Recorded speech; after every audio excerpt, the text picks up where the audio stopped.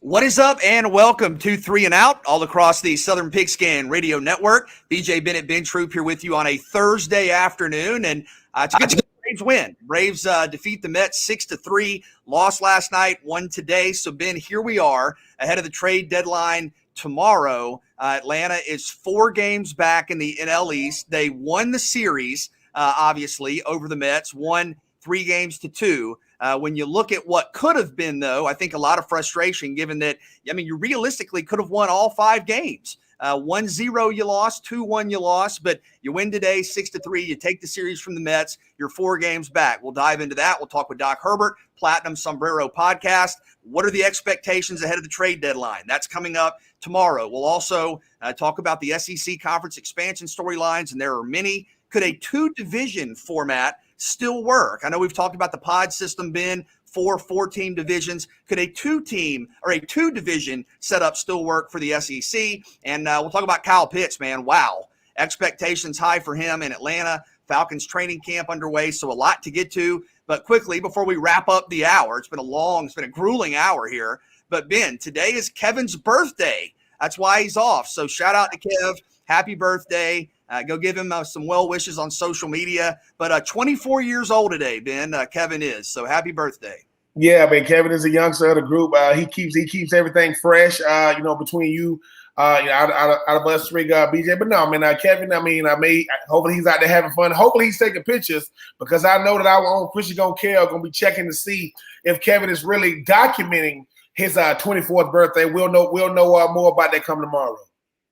Yeah, so happy birthday to Kevin. He'll be back with us tomorrow. But, Ben, just your gut, where are the Braves here ahead of the trade deadline? You win 6-3. You've continued the trend of you win, you lose, you win, you lose. Is this team that, after taking the series from the Mets, is this a team that feels like they're a contender? Should they feel that way? Or do you think that you didn't win enough? You didn't take 4 out of 5 against the Mets. Where do you think we are here getting ready for Milwaukee this weekend?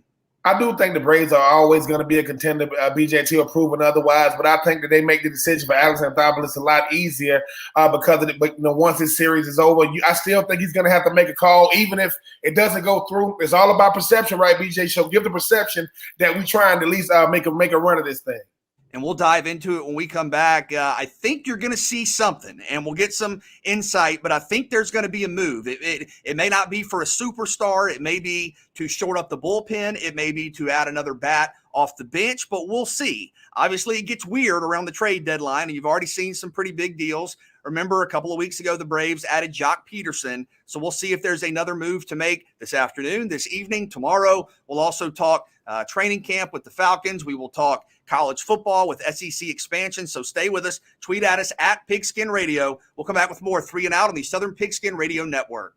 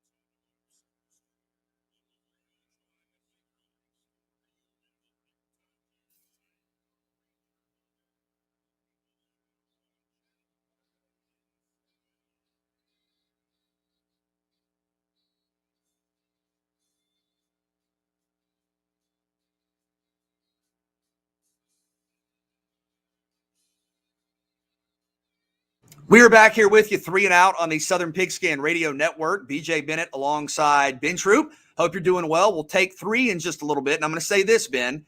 JT Daniels and the Heisman. I'm just going to throw that out there. So we'll get to that in just a little bit. Also, a really interesting recruiting story developing that we'll get to. One of the top prospects in the country might jump his senior year and enter college this fall. We'll get into that. We'll talk Kyle Pitts, and we're going to hear from Doc Herbert coming up in just a little bit. But Braves beat the Mets today. You had to have it. Had you lost today, you would have been 6 games back. That's a big difference than 4 games back. It really is. And now you're in a situation where I think you feel pretty confidently. You feel like you have momentum.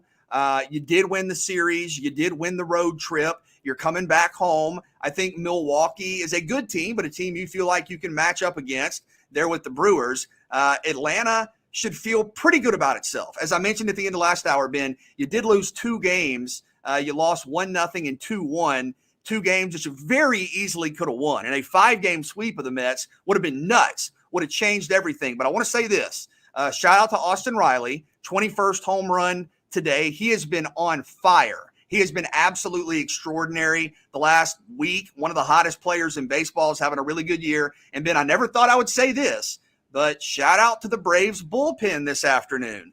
You had Drew Smiley chased in the 5th inning, and Jesse Chavez, Tyler Matzik, Luke Jackson, and Will Smith did not give up a run in 4 innings. So did really nice work. Now, Smith gave up a couple of hard hit balls in the 9th, but you got it done. But how about the Braves bullpen stepping up, helping you get the win today? It shows, BJ, man, that when the pressure shifts, these guys seem to be, definitely, stepping up to the plate. It's always going to be a point of contention when you're talking about the Braves bullpen because it is undeniable. You're going to have to go to that bullpen. I don't care how well the starter is pitching, but that's also kind of like a head scratcher. I'm looking at Cam and Christian, and I know what Christian's saying. Where was this earlier in the season? Like, where were you guys early in the season when everybody was relatively healthy? Still had Ronald Acuna. Now you guys, because this is what it really is, BJ. The trade deadline, your name might be a part of that trade. I want to make sure that I'm working my way out of that trade instead of being a part of that trade when the trade deadline does come and go. No, Ben, all I was sitting here thinking was, did you say point of contention or point of attention? I said point of contention with a C. Okay. And if you go back and check it, which I know you will do, I hope I put a C in front of that A. But if I did, Christian, you know what I meant. But no, I tell you who was at attention today. That would be the bullpen. That would be Austin Riley. And I am loving what Austin Riley is doing. Something we talked about yesterday, BJ, is he the everyday starter at third base? I would say so. 21 home runs is a great season for an entire season, and he still got, some games left. But I like the way the Braves are stepping up. That's what you're supposed to do. Your best player is out. Your ace was never here the whole year. Huascar Noah, he'll be back soon. I just think for what I'm seeing, Alex Anthopoulos, he was probably saying, don't make me have to make a hard decision. I think that's what the Braves are doing right now, BJ. It's supposed to be, hey, we lose to the Mets. It's over with. We'll spend the rest of the season playing catch-up. But these guys are showing some fight. And dare I say, Snit never, ever gets enough credit for the culture. Alex Anthopoulos put the players together. It's up to Snit to put the culture together. I think those guys are a really, really, really good tandem. And the proof is in the pudding right now, BJ. You are as good as your recent game. They won their most recent. Got to give a huge shout out to the Braves for showing a lot of fight. And here's where I am. I want to reiterate this. I've talked about this a couple of times, okay? Going into last night, my thought was if you lose last night's game and today's game and you're 6 out, you're probably not doing much. If you win both games and you're 2 out, I think you're pretty aggressive. Given that you're 4 games out, that's an improvement over where you were before the start of the series. I think you make a move. And I think you make a move for a couple of reasons. You mentioned it yesterday. First and foremost, you make a move to continue the positive momentum. You just won the series against the Mets. And to be fair, and I think we all agree, even the most optimistic listeners, I don't think you're going to add somebody via a trade that's going to make you the World Series favorite. But it is realistic. It is plausible that you could win this division for a 4th straight year. That's a big deal. That's a huge deal. And if you add couple of bullpen pieces or maybe somebody that can play in the outfield. I mean, a catcher, who knows? You already did add a catcher with Vogt to go along with Peterson. Maybe Maybe you feel like you're right there with the Mets if you get Huascar Ynoa back. We'll see with d'Arnaud. But maybe you feel like you're one or two pieces away from winning the division, not winning the World Series, but winning the division. Maybe there's a bigger name out there than the guys I'm thinking about, but I think you make a move. I think the Braves have, being 4 games out, have kind of earned the right to be given a chance to make a run at the Mets. And I also think just from the standpoint of the fan base, this is a team that's close enough where you have to keep the fan base excited, interested. You have to make a move. I don't know. We mentioned Joey Gallo a couple of days ago. He got traded to the Yankees. The Yankees had to give up a lot. I don't want to give up a lot, Ben. I think the farm system is really important. Makes me nervous. For a while it was Drew Waters in this picture. That makes me a little nervous. But do they need to make a move? Yes. Probably a bullpen piece, maybe a bench bat. And I think you got to make a move. Well, BJ, they have to make a move for the situation that they put themselves in. Well, I look at it 2 ways. One, I think they got to make a move because you look at the momentum that they want to keep going to. 2, because they're the Braves. Good teams make moves. You saw what you mentioned Gallo, and what happened with the Yankees. Well, that's what the Yankees do.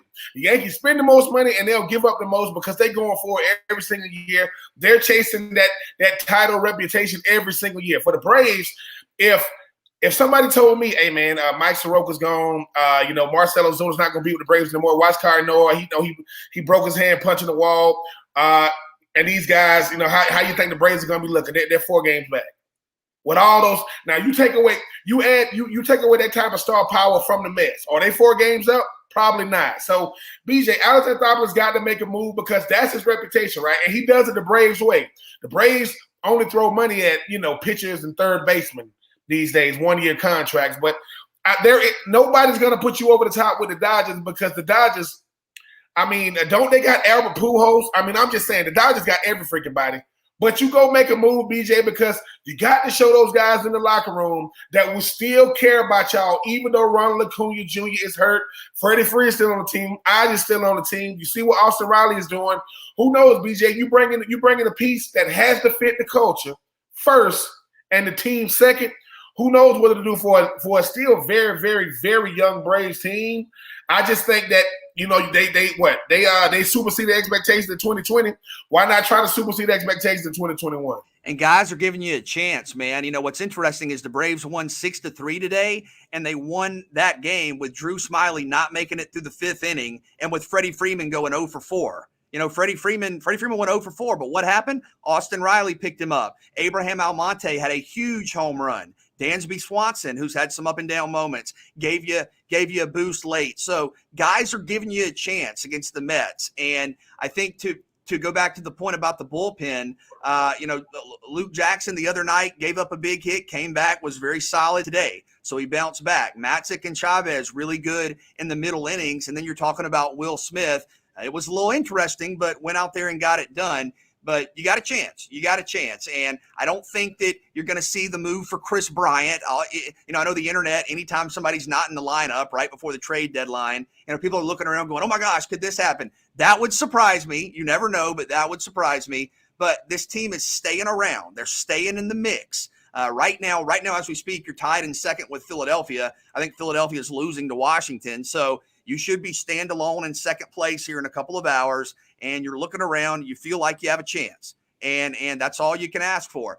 Big couple of series coming up, though. Not teams that you can just look at and say, oh, we feel like we're going to win the series. Milwaukee comes to Atlanta.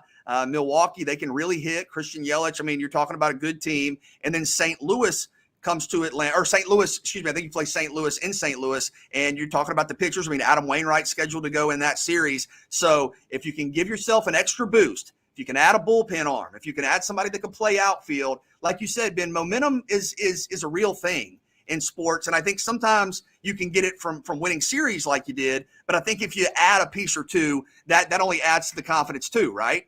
Absolutely. And the thing about this team, when you look at the momentum aspect of things, BJ, once again, Freddie Freeman, I look at Freddie Freeman different. He's coming off an MVP season. I think sometimes he be pressed too much at the plate. But when Freddie Freeman can go 0-4, Ronald Acuna is your best player. I think the face of the team is Freddie Freeman.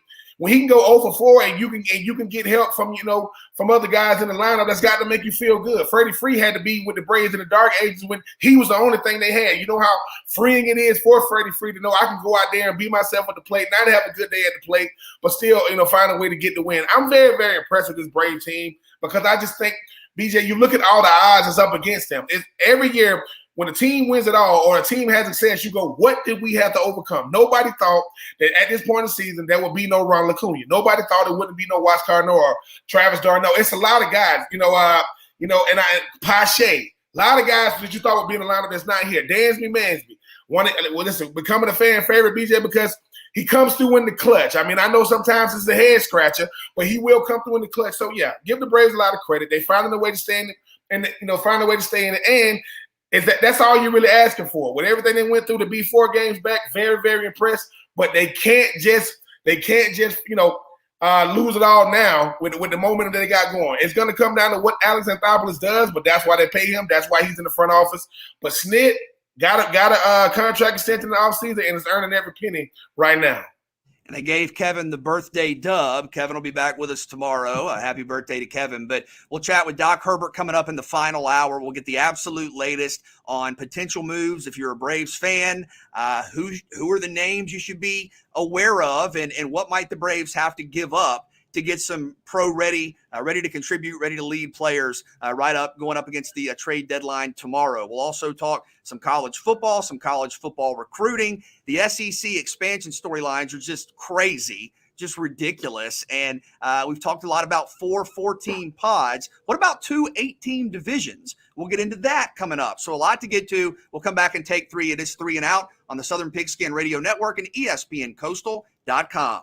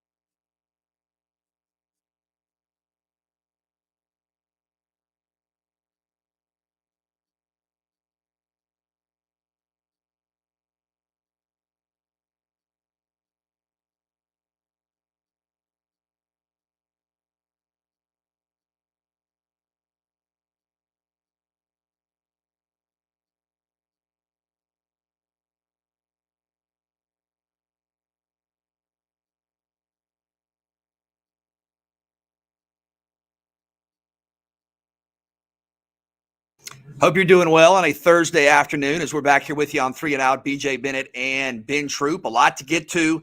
Again, we'll get the latest from Doc Herbert about potential Braves trades. Also talk about Kyle Pitts at training camp. This is a guy that has big-time expectations on him, and I think he's going to have a huge season. Ben, we'll get your perspective on Kyle and what he's getting into here, and then we'll talk about SEC expansion. What is the future of the conference going to look like? A lot of people have said you're going to have 16 teams. Let's separate it into 4-team pods. And I'm saying, I have a piece up on Southern Pigskin. Could we keep the 2-division format, the East and the West, and have 8 teams in each and kind of keep things simple? We'll see. We'll get into that. But we will bring in Christian Gokel as it is time this afternoon, a little later than normal, to take 3 here on 3 and Out. And Ben, I know why Christian wants to host, because the first question is about JT Daniels and the Heisman, and he just wants to be able to verbalize and say JT Daniels and the Heisman. Way to spoil it, DJ. I mean, people come to take 3 so they can have some semblance of surprise, a little bit of spice to their life, and you're just burying the lead. So, yeah, I guess take 1. Per Bet Online, JT Daniels is now the preseason favorite to win the Heisman Trophy, going off at 5-1 odds. My question to you, who is your favorite? First, I want to address the initial statement about JT Daniels, because a lot of people will say, okay, he played 4 games last year, has not had a full preseason as being Georgia's starter. But if you look at his passer rating from a year ago, and that's my favorite stat. I know a lot of people look at yards, touchdowns. I love passer rating. And granted, he didn't have enough attempts to be officially ranked. But his passer rating last year was 178.5. That would have finished in the top 10 nationally. That would have been 9th nationally. And in the SEC, it only would have been behind Mac Jones, who just set a single-season passer rating record for college football, and Kyle Trask, who was a Heisman Trophy finalist. So JT was very effective last year, was very efficient. And Ben, I've heard you mention this. I do think there's a difference, though, when all the pressure's there. And this entire preseason, a lot of people are talking about JT Daniels. Not just JT Daniels, can you be a great quarterback, but JT Daniels, can you lead Georgia to a national championship? JT Daniels, can you win a Heisman Trophy? JT Daniels, are you going to be a top 10 pick in the draft? That's a lot to deal with. So I understand the excitement and the hype around JT Daniels. I'm going to hold off on that. And I know I'm not very creative here, but I'm going to say Spencer Rattler was great, obviously, at the end of the year against Florida. Had 28 touchdowns, 7 interceptions, 4-to-1 touchdown to interception ratio. I think you're going to see him only be more productive throwing the ball downfield this season. And just look at the track record. Look at the Lincoln Riley quarterbacks. I mean, Baker Mayfield, Kyler Murray, Jalen Hurts. 2 of those guys won the Heisman, and 1 was a Heisman runner-up. And Spencer Rattler's got the hype. Everybody knows him. So I think Spencer Rattler. But I will say this to finish it up, Ben. And I said it last year, and it was not a good take. And maybe it won't be a good take again. But keep an eye on Derek Stingley. I think LSU is going to be a lot better this year. Not only is he the best covered corner in the country, he might be the best return man in the country. And if you listen to Christian's interview with Derek from SEC Media Days, he said, look, I'm here to do whatever Coach O wants me to do. And there's a lot of rumors that he's going to play offense. If LSU gets off to a hot start, keep an eye on Derek Stingley. Wow, I mean, JT Daniels being a Heisman, front runner is not surprising to me when you look at everything. He 4 games last year. His debut against Mississippi State about as good as it gets. He got the team. He got the players around him. Look at what they did in the transfer portal. I think he's going to definitely be in the hunt. For me though, I just think that I like Derek Stingley. I like Spencer Rattler. Be on the lookout for Matt Corral. I'm telling you, second year in that Lane Kiffin offense. You know those guys gonna light it up on offense, and real similar to when Baker Mayfield and Kyler Murray won it. Those guys were in a division to where they had to go out there and upset some guys to try to get in the college football playoff. I know that it usually goes to a player that's on a team in the college football playoff, but Matt Corral. The JT Daniels is the Heisman front runner. I think the best returning quarterback in the SEC this year. It has to be. I'm gonna go with Matt Corral, second year in that Lane Kiffin offense. Like Derek Stingley, like Spencer Rattler, like JT. Give me Matt Corral. All right. This is my favorite exercises to do, going back and playing the hindsight game. You guys want to look at the 2020 preseason Heisman Trophy odds? Of course. Because number 1 last year was Justin Fields, which is not a bad bet, right? Number 2 won Trevor Lawrence. Fine, not a bad bet. You know who number 3 was in 2020 preseason Heisman Trophy odds? One Jamie Newman was your third favorite in the preseason Heisman odds, followed by Spencer Rattler and Sam Ellinger. Devonta Smith not even mentioned in the preseason Heisman odds. So, no, I'm not amped up about JT Daniels. I mean, I guess like people are excited about it. That's fine. I'm kind of like you, BJ. I would be happier if JT Daniels has a fairly like a good season, but not a great season. And Georgia's also outstanding on the ground as well. Like I'd be happy with that. And then also Joe Burrow, 2019, not inside the top 20 of the Heisman Trophy odds, behind Jake Fromm and Sam Ellinger and other guys like that who are listed up there. So if anything, it's one of those things where you don't want your player listed in the preseason Heisman odds because you don't want to be the favorite all year because people get tired of you. Am I wrong? No, you're right. Yeah, right. You make a really, really good point. But see, now Christian is doing it. See what everybody used to say, and I'm not talking about Heisman, but I'm saying when it comes to my Florida Gators, right, I don't want nobody talking about them. Just give them negative press and makes them play better. Christian knows that no matter what JT does now, it's, oh, man, but he only had 300. He could have had 350. He only had 3 touchdowns. Could have had 5. Now they breaking down the most small, minute little details. Yep. So, yeah, that's what it is. It's like, wait a minute, man, he balled out. Yeah, but from now it's the throw he didn't make compared to the throw he did make. That's what happened when you can't sneak up on people. But the young man, and Chris, you got to meet the SC Media Days, he seems like he's built for this. It is amazing, BJ, because we were talking about D'Angelo Durham, the running back for Savannah State. He's picked to be the preseason all offensive player for the SEAC, but he wasn't picked to be the first-team running back. JT Daniels, not the first-team quarterback in the SEC preseason models, but picked to win the Heisman Trophy. So yeah, and I think and I think like what you mentioned, you know, what's interesting about stats is if JT Daniels goes out and is 15 of 22 for 300 yards with 3 touchdowns, you look at that and go, if he's not a guy getting Heisman attention, you go, wow, that's a great game. That's a fantastic game. If you're JT Daniels, Heisman contender, and you go out and throw for 322 yards or whatever I said and 3 touchdowns, you're going to go, well, why didn't he have 4? Why didn't he have 5? Why didn't he have 330 yards? So it changes the interpretation of the results. It's one of those things. We let people decide things, and people stink. And so, yeah, it's one of those things. All right, take 2. Hypothetical here, guys. New event in the Olympics. Each country that's in the Olympics sends one athlete that has to compete in every single event. So one athlete plays basketball, one athlete plays volleyball, but they also have to do the shooting events. They also have to do the running events and do the swimming events and the high dive and badminton and all that fun stuff. Which athlete are you sending to represent the United States of America? I mean, my first thought is LeBron. He can do it all. I mean, you're talking about an incredible athlete. I mean, even after 15 years in the league or close to 20 years in the league, it's still as dynamic and explosive and versatile as ever. But here's why else I'm going to say LeBron. All right, because you're talking about LeBron in the Olympics and different sports. LeBron had to win in the serververse. All right, LeBron has left kind of our world. He went to the serververse, and not only did he go to the serververse, they were down like 1,100 points. They were down like 1,200 to 100.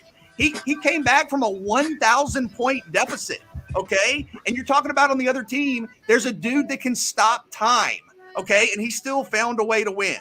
So to me, I look at LeBron James, just recently won in the serververse. You send him to the Olympics, it's over. It's over. LeBron. Man, I mean, you got to be able to do everything though. Like I get it, 6'8", 260. I get it. You got to swim. I mean, you got to probably you got to play basketball. You got to do a lot. So when I think of a guy who just I think can do anything, like I think he's just that athletic. I'm gonna go with Odell Beckham. I think Odell Beckham can do all that stuff. I really, really do. I think and he's built for it. Like, I mean, I just think LeBron is the headliner. But for me, it came down to 2 guys for me. Odell or Lamar. I think Lamar can do it all too, Lamar Jackson. So I went with Odell. I've seen Odell kick soccer balls, do all kinds. Plus Odell can handle that smoke, being overseas and not having to. So yeah, very well traveled. I don't know how far Lamar has been, past Baltimore, in Louisville. I'm just saying. So give me Odell Beckham Jr. I think Russell Westbrook, someone that you throw up there as well. Yes. Athlete. A couple other guys I thought about too. I mean, I think there's one that's already there in Simone Biles. Like, I think she could pretty much do every single event. She might get smoked in basketball and volleyball. Like, let's be fair, because I mean, she's like 4'0". But in other sports, I think she might do pretty well. Tyreek Hill immediately comes to mind for me because is he small for football? Yes. Is he small for a regular person? No. And has like legitimate track speed. DK Metcalf comes to mind as well for me. Oh my God, DK. Myles Garrett is another guy that comes to mind because I've seen Myles Garrett play basketball. I feel like he'd hold his own out there, especially if he was playing against other people that don't play basketball. Like that's not their main sport. So those are some other ones that I feel like. But I think LeBron, like he's our superhuman. You can send LeBron. Like who wants to swim against LeBron James? Can you imagine what those strokes look like? I mean, nuts. All right, take three is important though. And I need you guys to really take some time and consider this because today is a huge day, a hugely calorie-dense day, I guess would be the best way to put it. And I don't know why when they have these meetings, I need to be involved in these meetings when they pick these days. To use a food term, we're sandwiching 3 days on top of each other. National Chicken Wing Day, National Lasagna Day, and National Chili Dog Day. Those days need their own weeks by themselves, number one. But for whatever reason, we're sandwiching them on each other. But if you guys can only keep 2 of those food items, which 2 are you keeping? I mean, to me, this is pretty simple. I'm keeping the chili dog and I'm keeping the chicken wings because, listen, lasagna, okay, I can appreciate it. I can respect it. I've had some really good lasagna. That's a lot of carbs. And you're talking about that's going to stay with you for a while, and it takes a while to eat. I mean, chili dog, you just go with a chili dog. It gets all over your face. It gets all over your shirt. I mean, look, it is what it is. But a chili dog is something that I think everybody can appreciate. And then you look at the chicken wings. Didn't we have National Chicken Wing Day or International Chicken Wing Day? Yeah, and we were talking about the best chicken wings. You want them crispy. You want them extra crispy. You want them hot. And I mean, that's about as good as it gets. It doesn't get any better than that. So with all due respect to lasagna, and I like lasagna, there are all different types of lasagna. I got to go with the chili dog, the classic, and I got to go with the chicken wing, which is, A+, as good as it gets. Yeah, BJ, I hate to agree with you. I do love lasagna too. But this is the thing about lasagna. I mean, lasagna to me is like Chris, it's like Mama Trudy's brownies. There are brownies. And then there are Mama Trudy's brownies. There's great lasagna and lasagna. The thing about the wings, I mean, they got to be fried extra crispy. But look at all the flavors. I mean, what you want? I mean, you want hot, you want mild. I mean, what you want? You want Caribbean jerky? You want mango habanero? Just throwing out these flavors to you. You can't mess it up. But when it comes to the chili dog, do you want to add some cheese to it? Do you want to add some cheese and onions to it? I mean, I've seen people put coleslaw on top of their chili. But I'm just saying, BJ, there's some people out there that got some weird, taste buds. But I think about the chili dog is this. I mean, like you said, BJ, it's right there. It's ready. You don't got to wait. Just make it just depends on do you like the chili with beans in it, or do you just like the chili with the beef in it? You can't go wrong with the chili dogs, and you add the cheese and all the different condiments you can add to it. But them wings, give me them wings. I want them extra crispy. Listen, I know y'all want to take them in there 20 minutes. Give me 21 minutes. I want them to crunch. And give me you got barbecue hot, honey barbecue hot, mild, spicy. I mean, it's so many different flavors. So yeah, give me the chicken wings. Give me the chili dogs. Christian, I kind of see where you kind of leaning with one of them because I think me and BJ may have just disappointed you because you got to have the pasta. Yeah, lasagna is definitely on there, and I got to keep chicken wings. Listen, chili dogs are great, but like maybe once a year good. Lasagna and chicken wings are like 10, 15, 20, 30 times a year good. Yeah, chili dogs, I appreciate you, but you got to go down the road. Sorry. Well put. I respect it. There are no wrong answers. I respect it. But we all agree with the chicken wings. It doesn't get any better than that. BJ Bennett, Ben Troop here with you, Christian Gokel. That'll do it for Take 3. We will come back. A really interesting story. Quinn Ewers, Ohio State commit, the quarterback, is potentially considering skipping his senior year and going on to Ohio State for this fall. We'll dive into that next. 3 and Out on the Southern Pigskin Radio Network.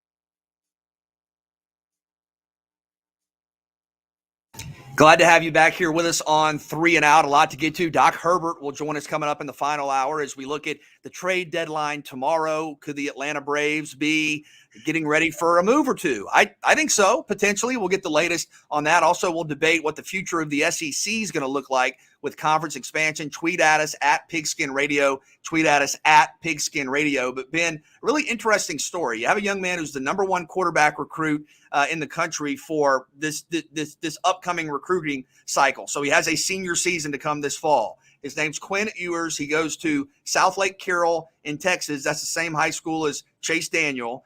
He's an Ohio State commit, and he is apparently considering skipping his senior year of high school to enroll early. And you might say, wow, that's a big jump from high school to the college ranks. Well, he's the number one quarterback recruit in the country. And apparently part of this is so he can begin profiting off of name, image, and likeness. In high school, cannot make money off of his own likeness, cannot monetize his brand. If he goes to Ohio State, that's obviously an option. And you would imagine being a number one quarterback recruit, a 5-star that everybody already knows, you go to Ohio State, you would imagine that one of the top programs in the country, there are going to be a number of opportunities there. And this is one of the kind of new developments we've seen that maybe weren't talked about, considered right away with NIL. Do you think this is something, and we don't know yet what's going to happen with Quinn, but do you think this is something that could become more commonplace moving forward? You would hope so. You would think so. I mean, Quinn, the thing about these big-time recruits, them graduating high school early and trying to get their college career started a lot early is something that is normal. But BJ, I mean, Quinn is using what a lot of us wish we had, and that's leverage. I'm the number one recruit in the country. I'm going to Ohio State, so number one recruit, going to one of the biggest brands in the country. That's still the cash cow in its division, by the way. I mean, it's still the cash cow in the Big Ten. He's looking around saying, look, okay, while I have this momentum, while I got all eyes on me, I'm the number one recruit in the 2022 class. We ain't even had the 2021 season. And I know his teammates gonna feel bad because he got a chance to win, one of those Texas State championships. But you don't always have the same momentum. I mean, being the number one recruit going into college, who knows what happens once I get there? But these names, NIL is huge. That these brands want to be able to jump on a young man like that early, and he's branded out in Texas, and now he's gonna be branded out in Columbus. I think it's a smart move. I just think that for me, when you talk about how smart these young people are, most of these big-time recruits come into high school with a plan to try to get out of there earlier, but now they got even more of an incentive. So, yeah, I mean, dollars, hey, man, dollars going to always be, the end-all, be-all, and I'm happy for the young man going to Ohio State. Coach Day got another big-time recruit, the number one recruit in the country. If you haven't seen him, this kid got like a bleached blonde haircut, looks real wild. I haven't really had a chance to really watch him on tape, but obviously him being the number one recruit, BJ, he definitely got some game to him. But more power to him. I'm never ever gonna tell a young man to not go out there and get all the money he can.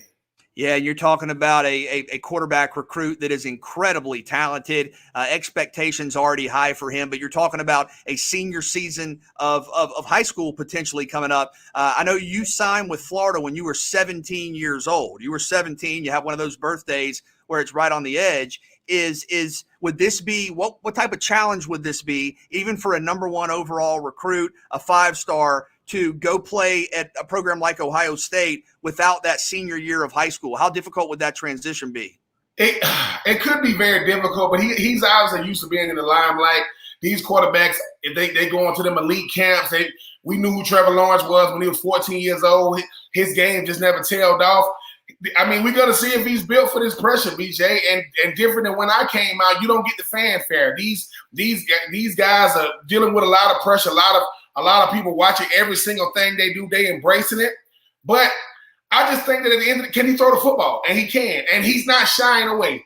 Think about this. Texas, Ohio State is benefiting from the fact that Texas is not in the SEC.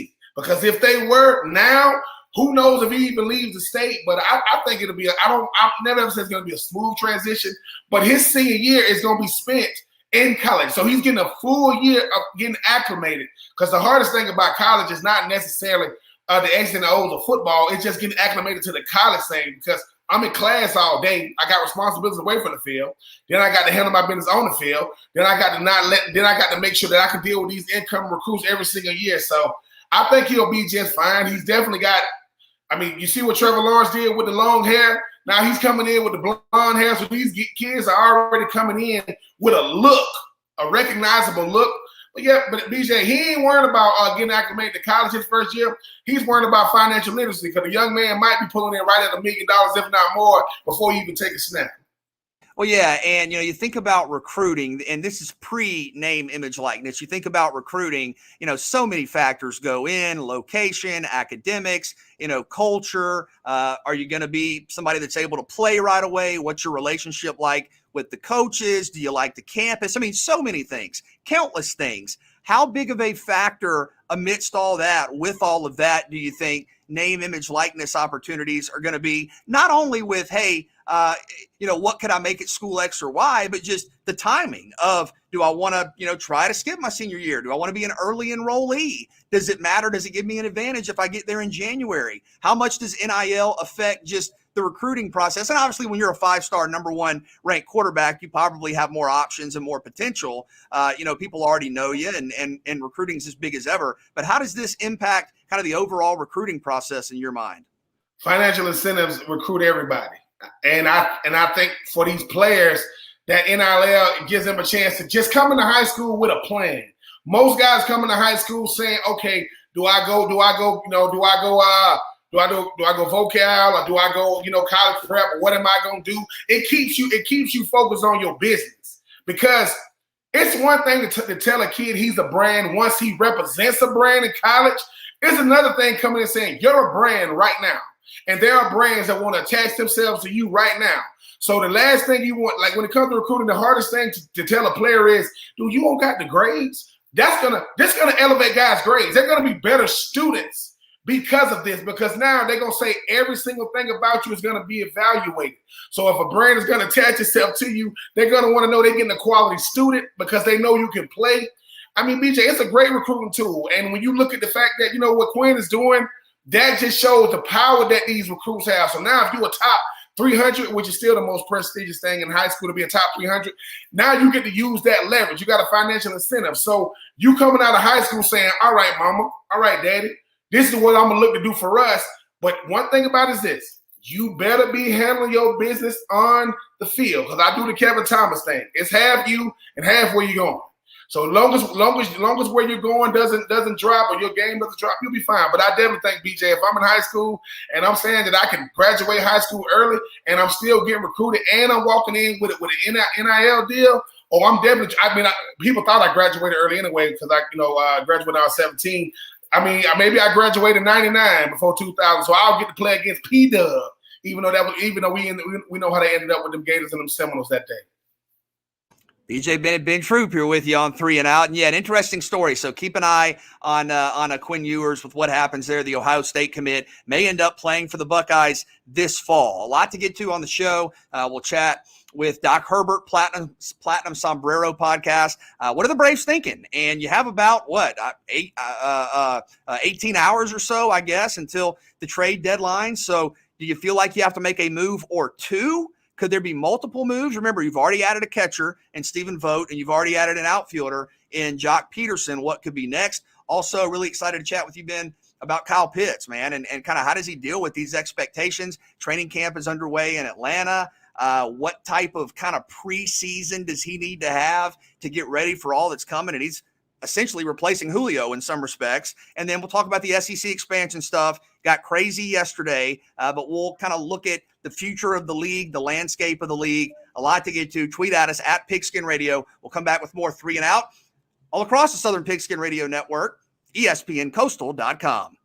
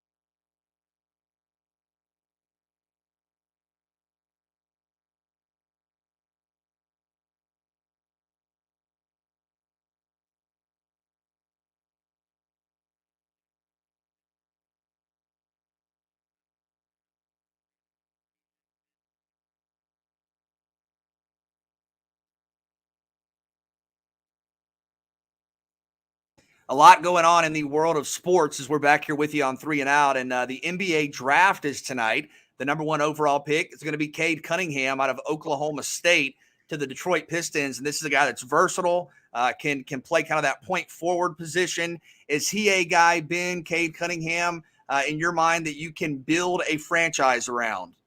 I don't know, BJ. These number one overall picks, I mean, it's hit or miss. I mean, he could potentially go out there and be, like an Anthony Davis type player that can get better as the year goes on. He can be, what was it, Anthony Bennett? Well, didn't he go like number one overall out of Canada not so many years back? And I will say this, because unfortunately we compare every number one pick to do he has that LeBron type in him to like become the face and elevate? I would say no, but I mean, they've been talking about him being the number one overall pick well throughout last season. We'll see what happens, BJ. I'm always intrigued by the NBA draft because it's not the draft. It's what we're talking about with the Braves. It's the trades. There are some big-time players that are going to be switching teams. Hopefully, old Trae Young that made Atlanta a lot more, a lot more appealing. But BJ, I heard some rumblings.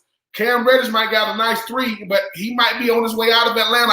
I'm just saying, I heard that through the trade rumors. I hope that's not true, though. Wow, we'll have to see. And Kevin always likes to talk about the Hawks draft history. Happy birthday to Kevin, by the way, off this afternoon. But some of the Hawks mistakes. But you've also had some really good picks for Atlanta. And you mentioned Trae Young. Here's where you are. Almost made the finals, of course, this season. You're at 20 in the first round. You're at 48 in the second round. Now, maybe you're able to make a move. I know you're talking about the rumor. It's crazy. You never know what's going to happen. But to me, look, you're not getting a superstar at 20. But to me, if you can get somebody that can rebound and play some defense in the post, kind of a big body, that's what I would like. That's where I would look at 20. I mean, are those guys still around, BJ? Don't we always talk about that? It is a luxury. When you can play with your back to the basket and you want problems, I'm saying, BJ, do they take that 20th pick and and trade it away for, kind of put together like a bundle of some guys? Because I'd rather get a crafty veteran that's a big man to try to come over to the Hawks. Yeah, if you had picked 20, that means that you were one of the better teams the year before. And I know there are no good things that come from losing, but you did lose, to the NBA champs. I'm just saying.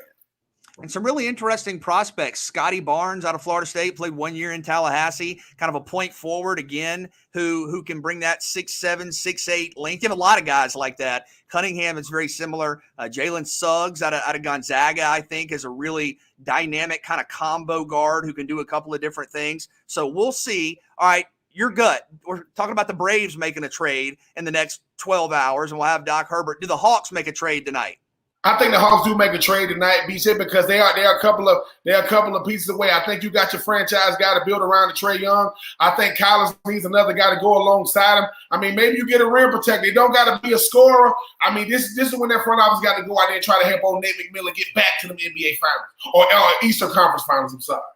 A busy final hour. Ben Troop's going to talk Kyle Pitts. Kyle Pitts, the expectations off the charts. What a star already. What does he have to do to be at his best? We'll talk SEC conference expansion. Doc Herbert will join us, talk trade deadline for the Atlanta Braves. So a lot to get to. 3 and Out, ESPNCoastal.com.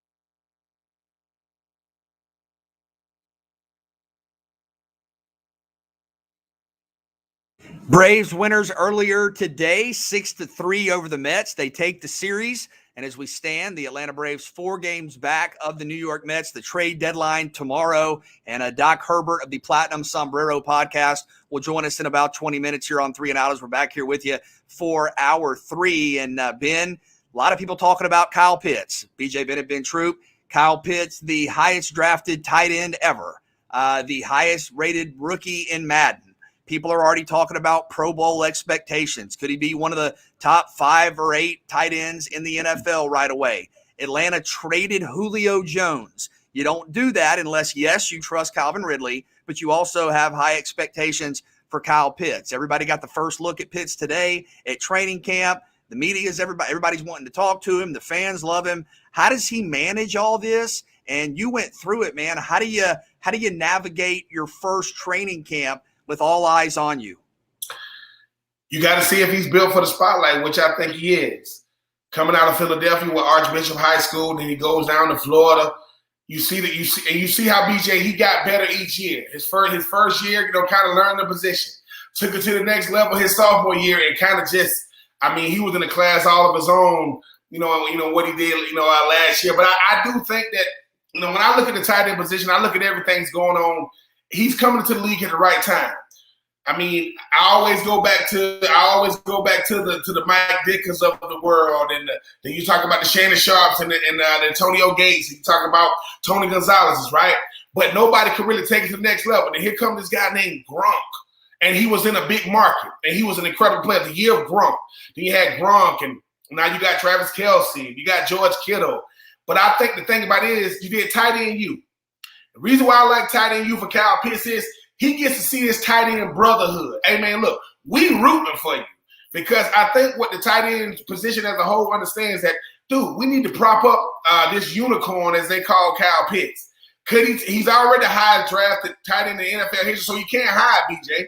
He got drafted higher than most quarterbacks. And Julio Jones is out of town because of him. I just care about, can he handle forget what the public is going to say. Matty Ice is going to make sure he's where he's supposed to be, doing what he's supposed to do.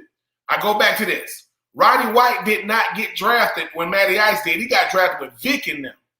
He wasn't the same player with Vic than he was with Matty Ice.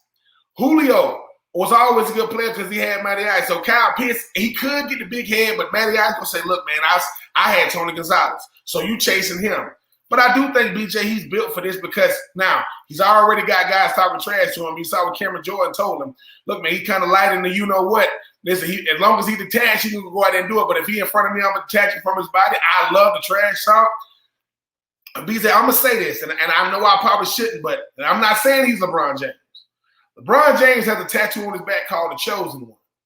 I think if the tight end position was ever going to have a, quote, chosen one or golden child, this Kyle Pitts in Atlanta, the highest drafted tight end ever, you know what he's built to do. Now you got to go out there and do it, BJ. Unfortunately for him, there will be no maturing process. He got to come out the gate ready because I want to see how many games it's going to take for them to stop comparing him to Julio, But Kyle Pitts is built for this. 6'5", 6'6", 245 pounds, can run a 4.4, the longest wingspan in NFL history, ran a 4.41, made it look effortless.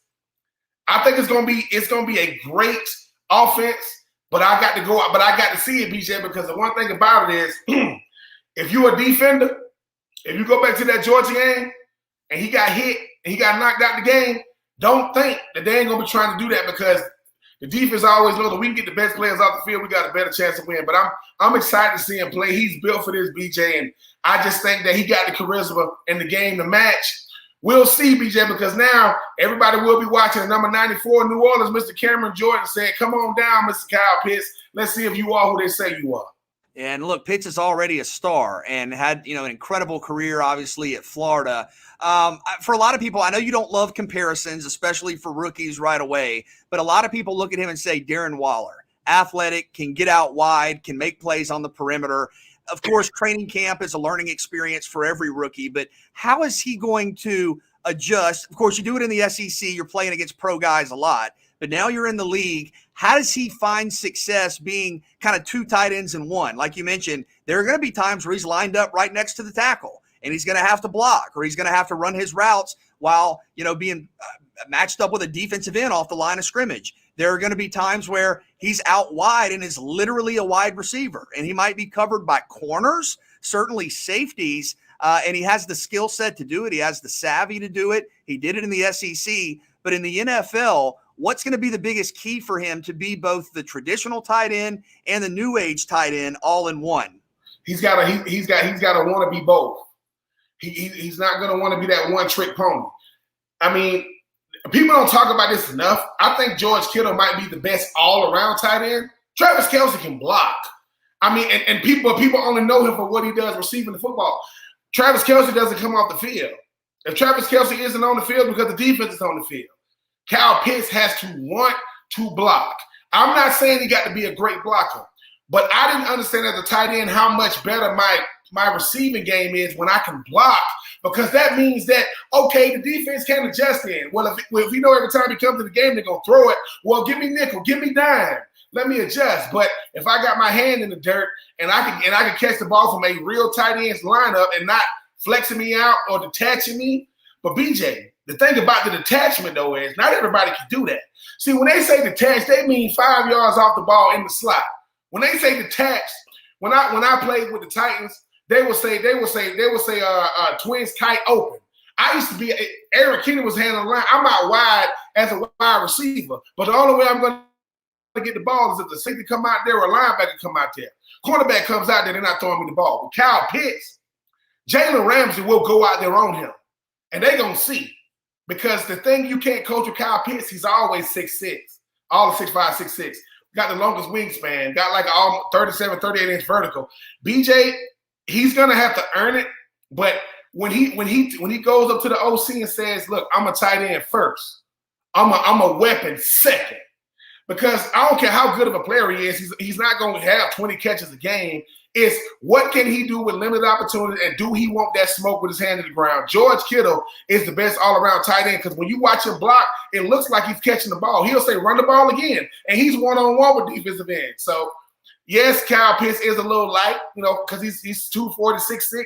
But BJ, for me, is if he wants to be a true, in a sense, true tight end with his hand in the dirt, with everything else he can do, detach, that's only going to make him even more dangerous and an even better player for the entirety of the team.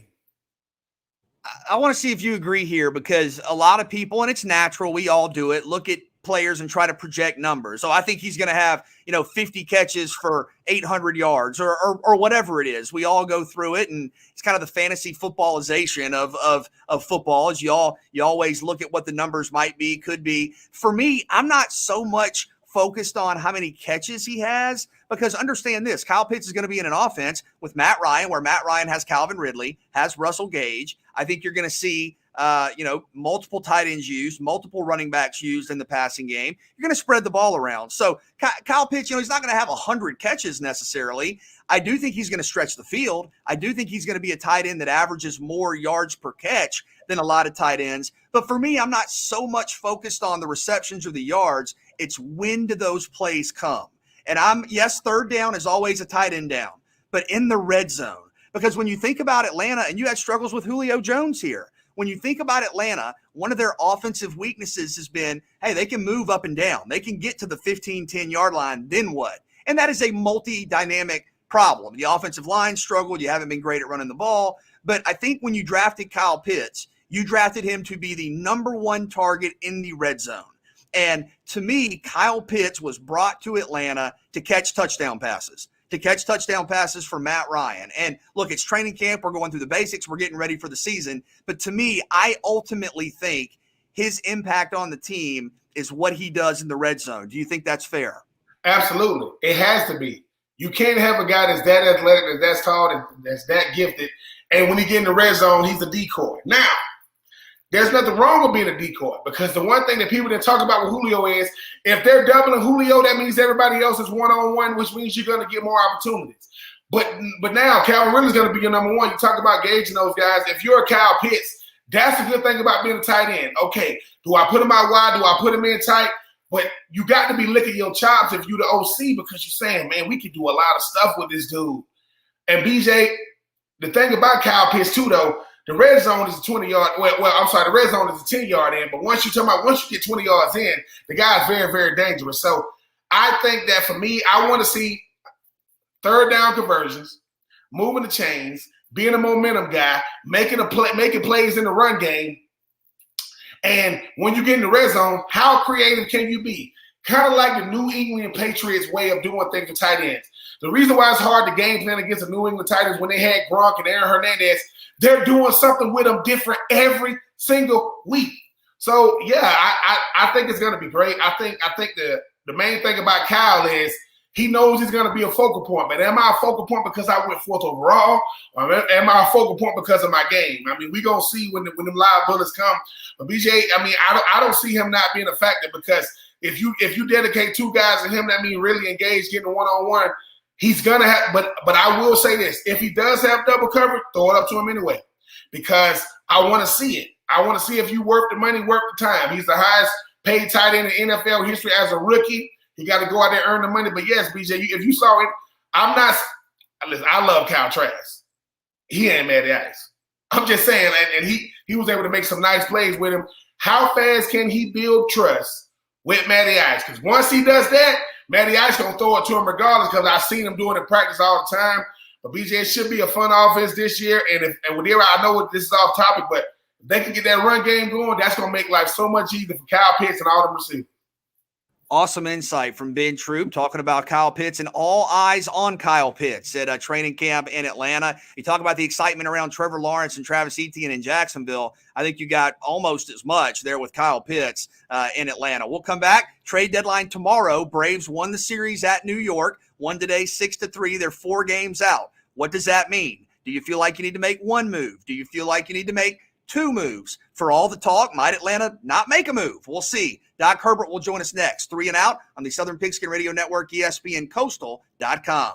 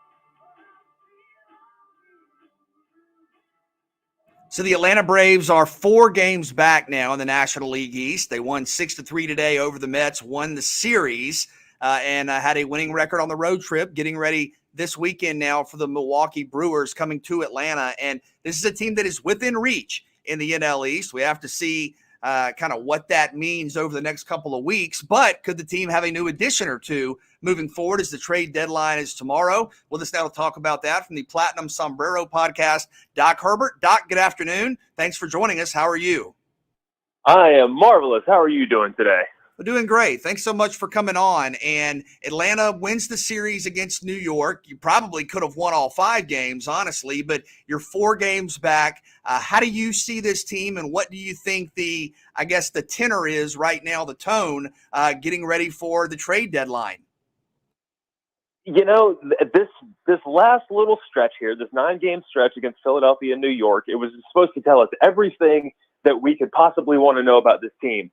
And it didn't tell us anything about it. It's the same thing. They went 5-4. They won the series. You know, they already thought that they were supposed to bye, but they've alternated wins and losses every game since the All-Star break. You know, they're 8-7. That's good. You know, the bad news is they're not able to string together any momentum.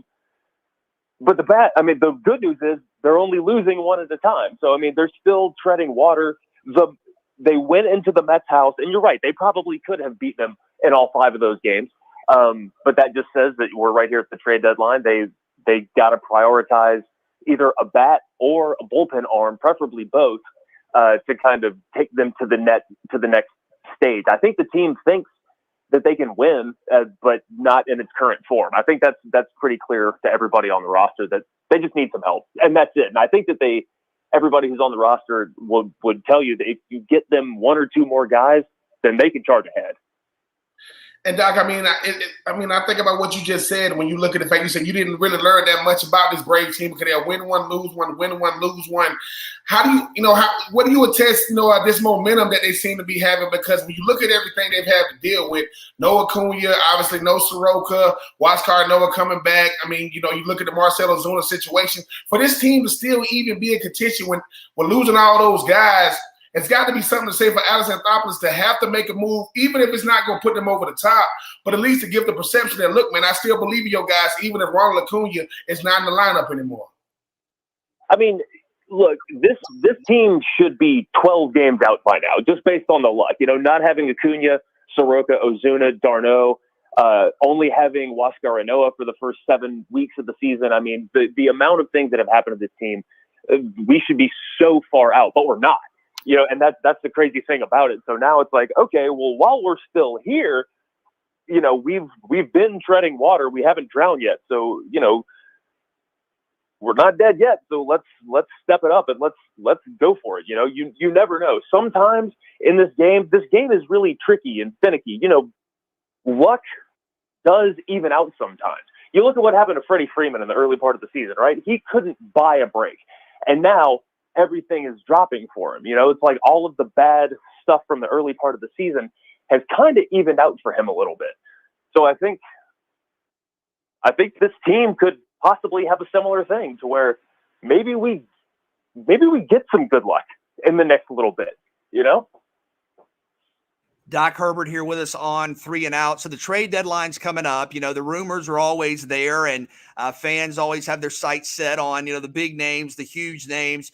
Who are a couple of guys that you think Atlanta might really be involved in talks regarding? And ultimately, what do you think happens? Are we talking about 1 move? Are we talking about 2 moves? Could there be a scenario where the Braves don't do anything? Kind of give us a scouting report leading up until tomorrow.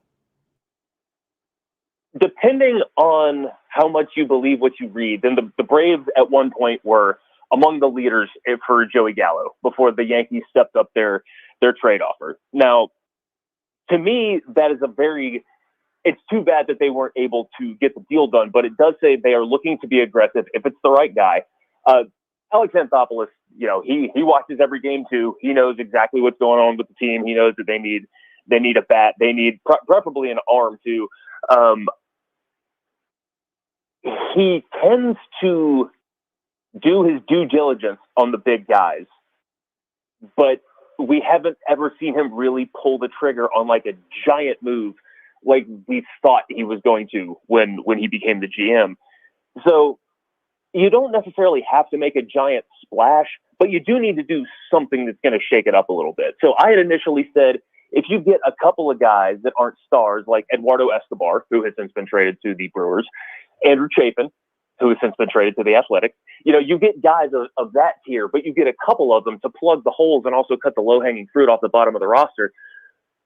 Even though those specific guys are no longer available, that tier of guys still exists. And I don't think, you see the Padres going out and getting, it looks like they're getting Max Scherzer, and the Yankees got Joey Gallo. Those are really good moves. But you don't necessarily have to shoot the moon on this. You just need to get some new blood. You have to get the right guys. And Alex really tends to prioritize fit.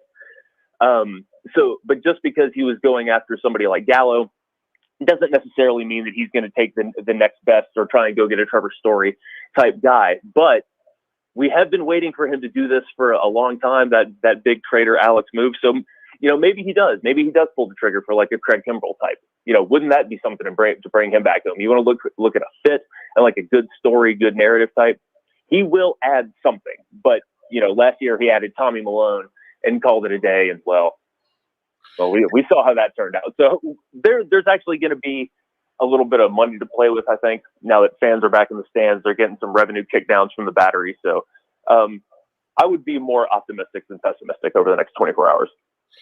And Doc, even sticking with the way Alex Anthopoulos goes about, the trades and bringing guys to this franchise, to this ball club, the chemistry for the Braves team is a little bit different than you look at other teams because, yes, they do have star power. I'm not saying that, but how much of that goes factors into what Alex Anthopoulos does? Because bigger than bringing a guy into an incredible ball club, you got to bring a guy that's not going to mess up this chemistry and kind of go with the culture that the Braves have built up since he's been in the front office.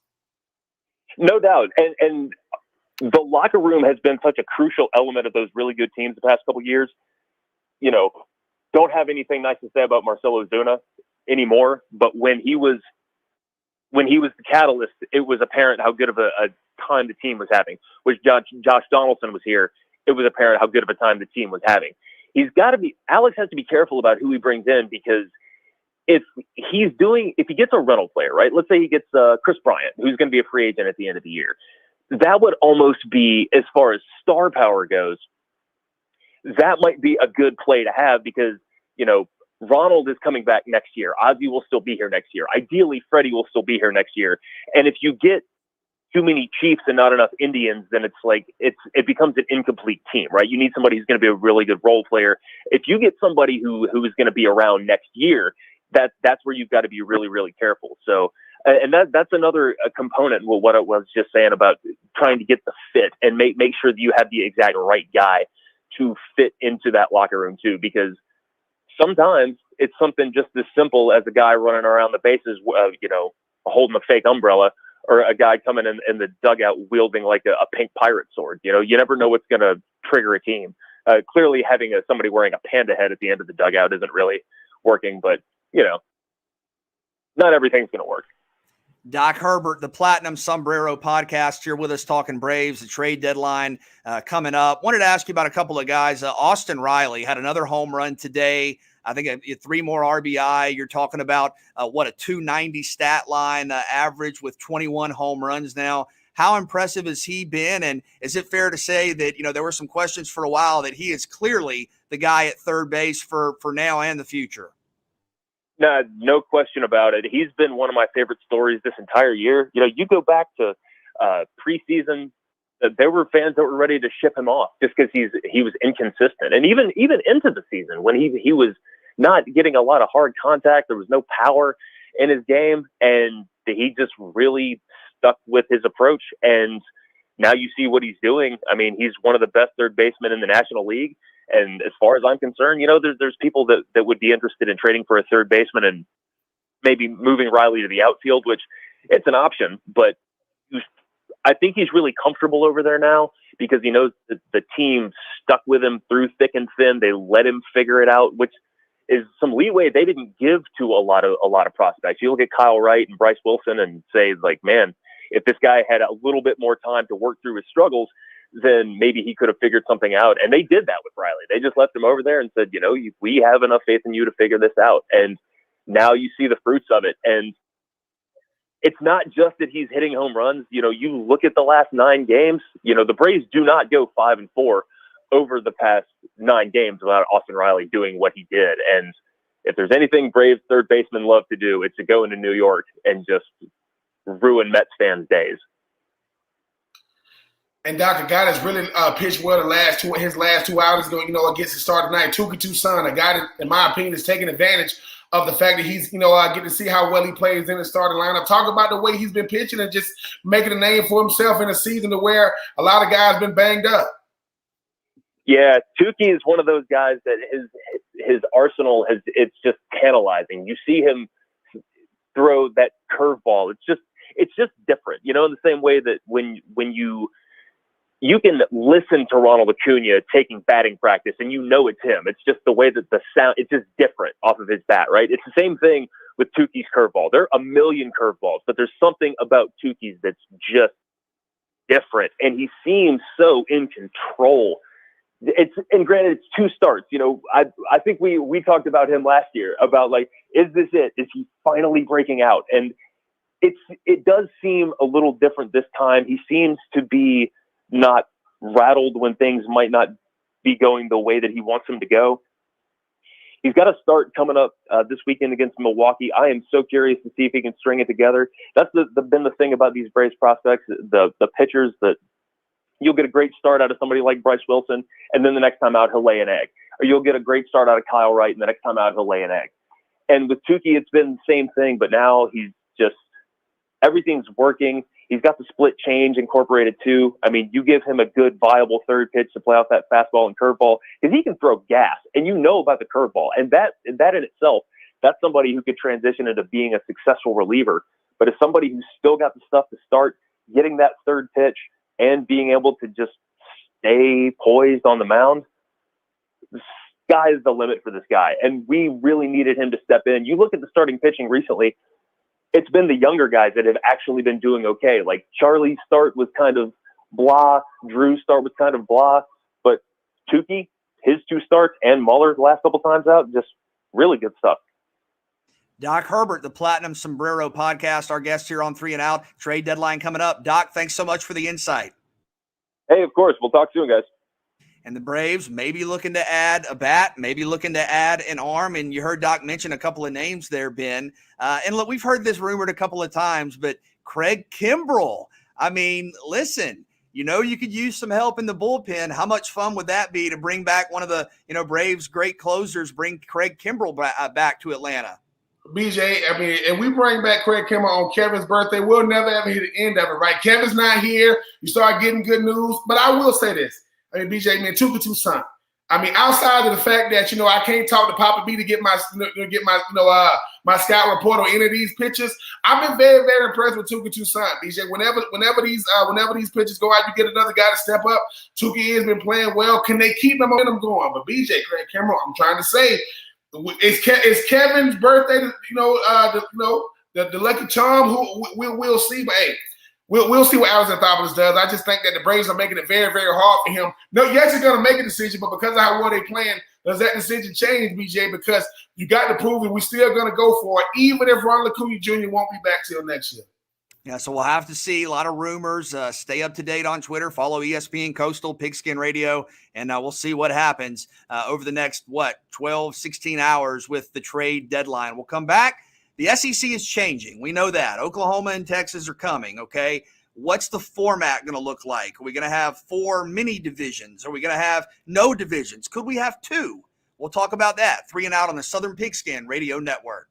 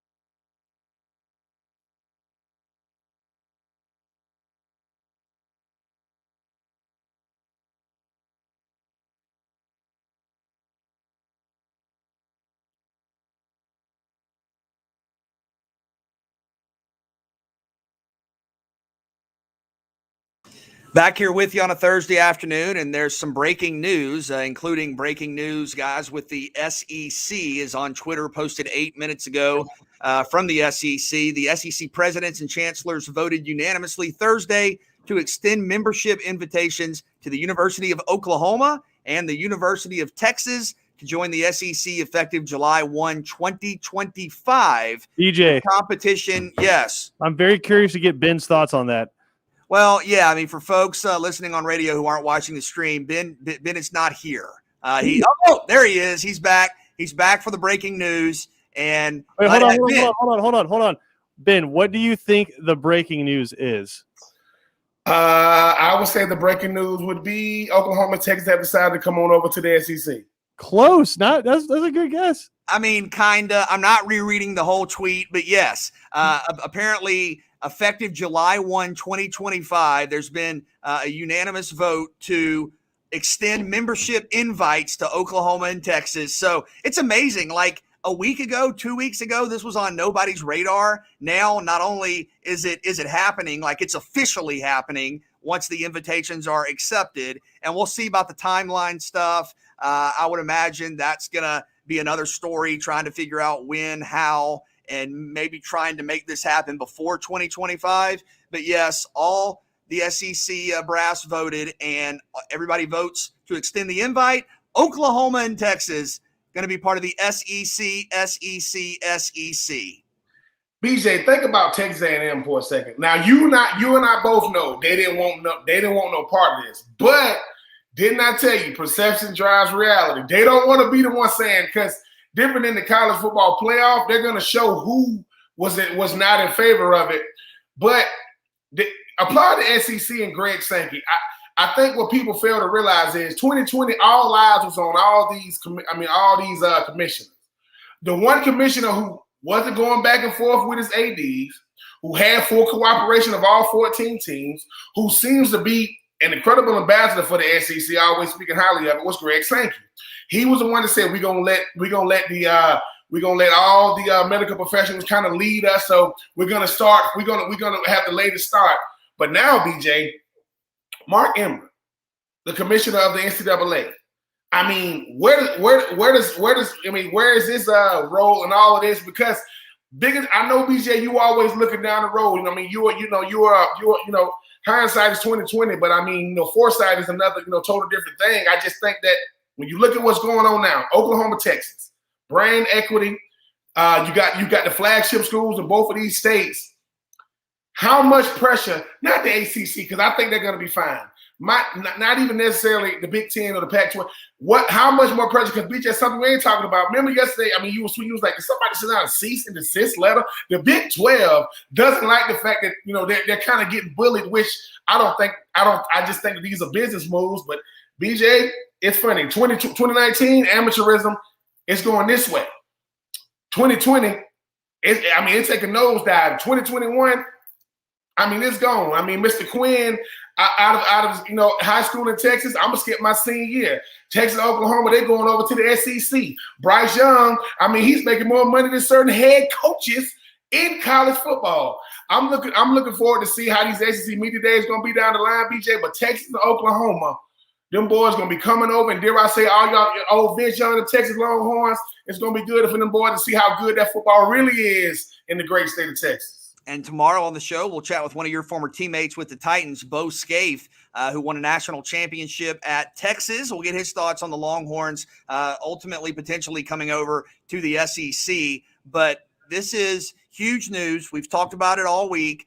Two of the biggest programs in college sports and college football. And you think about rivalries, right? Okay, in the SEC, you already got the Iron Bowl, the Egg Bowl, Georgia, Florida. I mean, you're talking about three of the biggest rivalries. Alabama, Tennessee versus everybody pretty much. Now you're talking about the Red River Showdown as well. I mean, so for all the rivalries in the SEC, once this becomes finalized, and we'll see what year, now you have Texas and Oklahoma as well. Does the Red River rivalry have to move to Atlanta because they're in the SEC? BJ, I'm saying, listen, I already know if you're a Texas Oklahoma fan, y'all already taking them from us. I've heard that y'all taking them from. We ain't took nobody from y'all. But I'm saying, BJ, Oklahoma, Texas, them boys got to use to seeing how it is in old Mercedes-Benz. Come on over here so y'all can bring all the Texas and Longhorn fans through. I'm not listen, what the hooks up, hooks down. I don't play with that stuff, them Texas fans. They don't play with that, but they're gonna have to deal with some rowdy SEC fans now.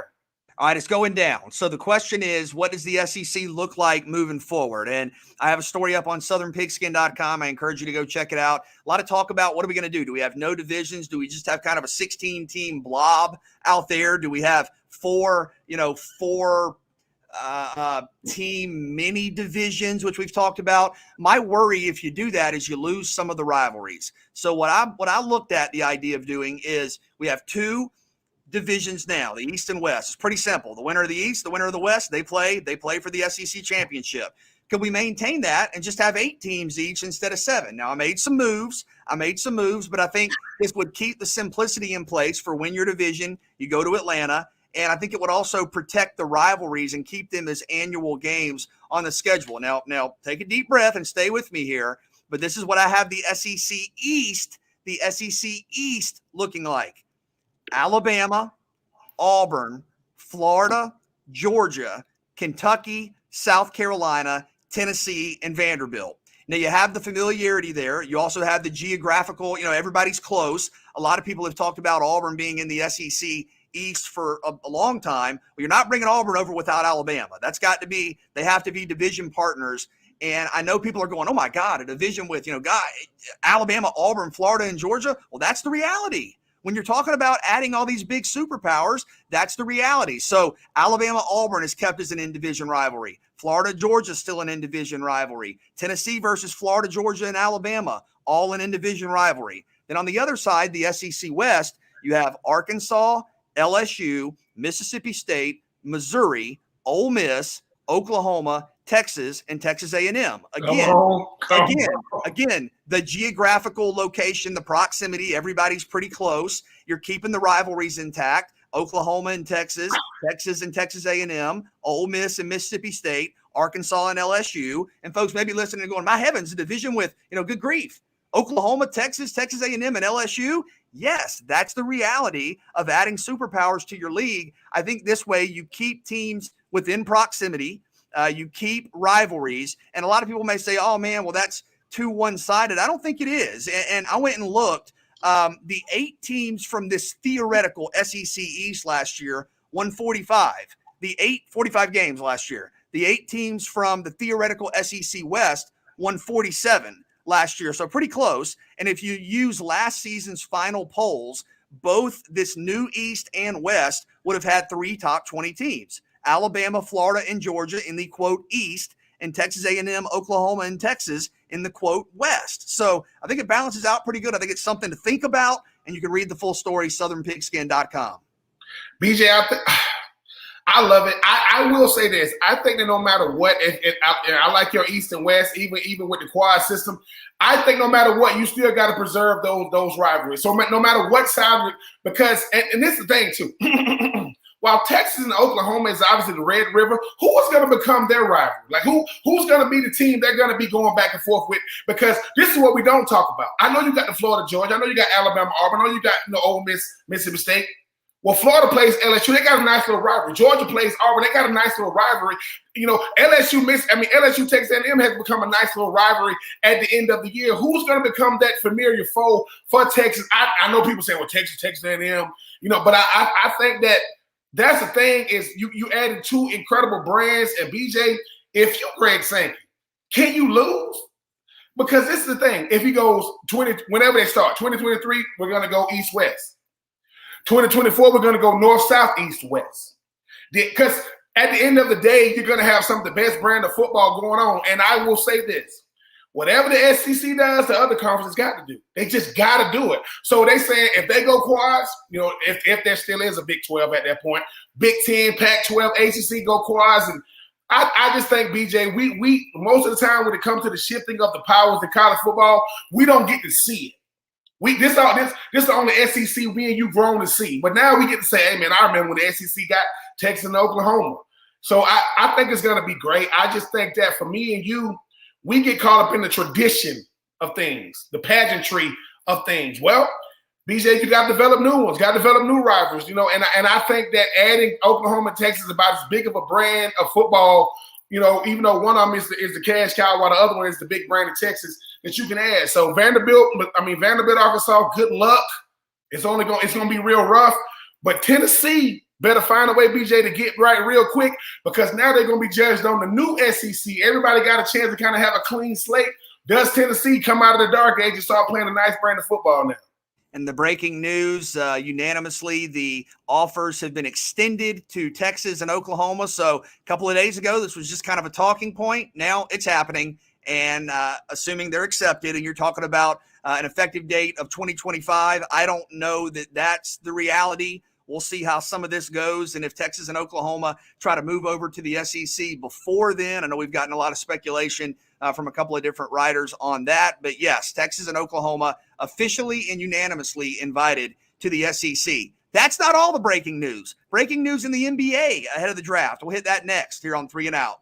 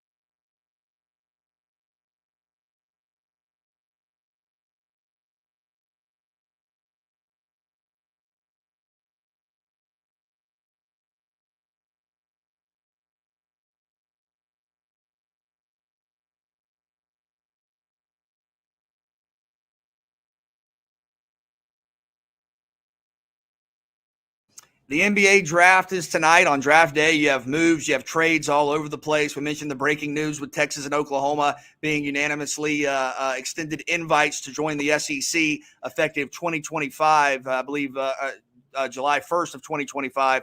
Breaking news that may be close to happening. Multiple reports now been about Russell Westbrook being traded or being involved in serious trade talks. I don't think it's done yet per reports, but looks like possibly, potentially, Russell Westbrook to the Lakers. I just noticed somewhere, producer Jim, BJ is going crazy right now. Couldn't be happier for a guy in Russell Westbrook who, just like CP3, you just want him to be able to have a chance to win one. If anybody can control Russ, I think it's LeBron. I mean, that's yet to be seen. But yes, all reports are showing that Russell Westbrook might be headed back to Los Angeles. And you're going to see trades. Again, the draft tonight, Cade Cunningham's going number 1 overall to Detroit. That's already been announced. But you're talking about Atlanta at pick 20 in the first round. You have to see it's very hard to project out who's going to be available at 20. But the Atlanta Hawks are at 20 and then have a second-round pick as well. But in your mind, Russell Westbrook, a healthy Anthony Davis, that's a super team with LeBron, right?